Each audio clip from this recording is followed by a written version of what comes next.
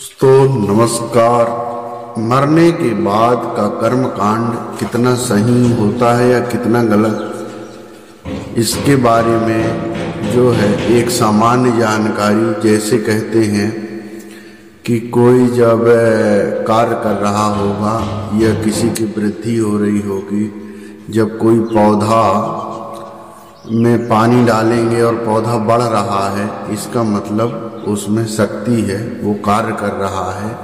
और जो पौधा मर चुका है उसमें हम पानी डालें चाहे खाद डालें तो भी वह नहीं बढ़ेगा, क्योंकि उसमें जीवन नहीं है। तो जीवन जब होता है तो ही उसका अर्थ निकलता है, जब जीवन नहीं होता तो उसका कोई अर्थ नहीं निकलता है। इसका तात्पर्य यह है कि हम अपने जीते जी यदि हम अच्छा काम करते हैं, अच्छा लोगों से व्यवहार करते हैं, तो वो ज़्यादा अच्छा होता है।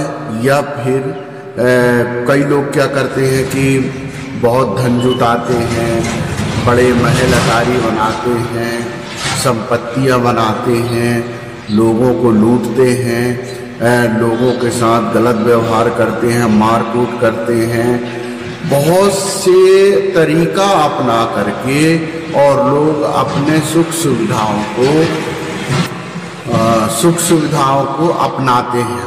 और सुख सुविधाएं अपनाने के बाद जो है क्या उनके अंतिम समय में जब वो इस दुनिया से विदा हो जाते हैं या उनका जीवन समाप्त हो जाता है, अपना अस्तित्व खत्म कर देते हैं कि मेरा इस दुनिया से अब कोई ताल्लुकात नहीं है, मैं इस दुनिया से अलविदा हो जाते हैं, तो क्या उनके साथ हम कुछ दान पुण्य करने से, उनके क्रियाकर्म करने से क्या हमारा या उस जीवात्मा का जिसने ये सब कार्य किया है उसका जीवन सफल हो सकता है?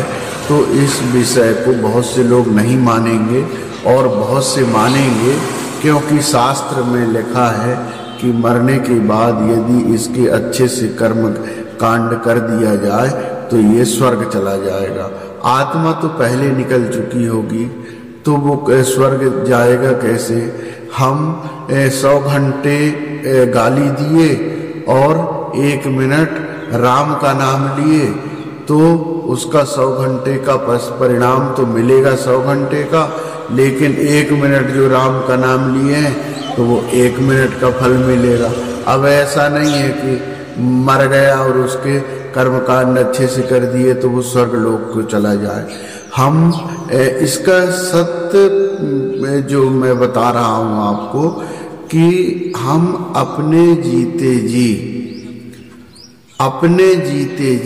इतनी भक्ति कर लें, अपने भगवान को इतना स्मरण कर लें, लोगों को इतना निस्वार्थ भाव से सेवा कर लें और अपने व्यवहार को लोगों को बांट दें, जब अपने प्रेम को बांट दें। प्रेम तो एक ही है जो श्री कृष्ण है, जो प्रेम देने का काम ही करते हैं, लेते नहीं हैं। प्रेम देना ही देना उनका काम है, प्रेम लेने का काम नहीं है। तो ऐसा ही जीवन यदि आप बनाते हैं तो निश्चित रूप से आपका जीवन धन मरने के पहले भी होगा और मरने के बाद भी होगा। क्यों? क्या मीराबाई थी तो मीराबाई के जीते जी और मरने के बाद दोनों में वही प्रेम था, वही उसमें भक्ति थी, लेकिन वो अपने स्वशरीर जो है इस दुनिया से लुप्त हो चुकी थी, क्योंकि उसका जो जीवन था वह जीवन भगवान को समर्पित हो गया था। तो पंच तत्व भी जो है वो अदृश्य हो जाता है जब ईश्वर की शक्तियाँ आती है। तो हम पंच तत्व के शरीर को इसको क्या करने में, इसको सुलझाने में और इसको बनाने में लगे रहते हैं। और अब जीने के पहले जैसे मरने के बाद जिस तरह अच्छे मन से कर्म कांड किया जाता है, उसी तरह मरने के पहले यदि उसी मन से अच्छे से कार्य आदमी अपने जीवन में लोगों के साथ करे, तो मैं सोचता हूँ कि मरने के बाद जो कर्म कांड होते हैं उससे ज़्यादा फल जीते जी पा जाएगा। और मरने के बाद तो क्या है, आदमी जला देगा तो एक मुट्ठी राख बनेगा, गड़ा देगा तो सड़ जाएगा, मिट्टी बन जाएगा। और यदि कहीं फेंक दिया जाएगा तो कुछ जीव जंतुओं का स्वार्थ हो जाएगा, उनका भरण पोषण हो जाएगा, कुछ कीड़े मकोड़े खा जाएंगे, उनका भी पेट भर जाएगा। शरीर से मोह का मतलब होता है जड़ वस्तु, और जड़ का मतलब पृथ्वी पंच तत्व से बनी हुई चीजें जितनी हैं वो जड़ वस्तु कहलाती है। और पंच तत्व के बाद जो भी है वो ईश्वर की भक्ति कहलाता है।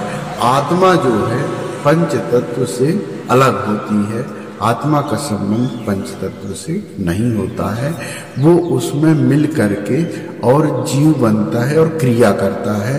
क्या? आत्मा।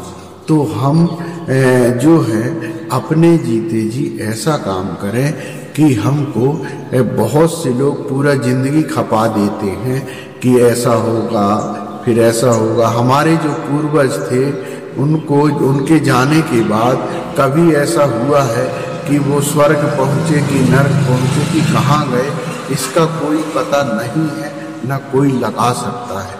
तो ये चीज़ अंधविश्वास है।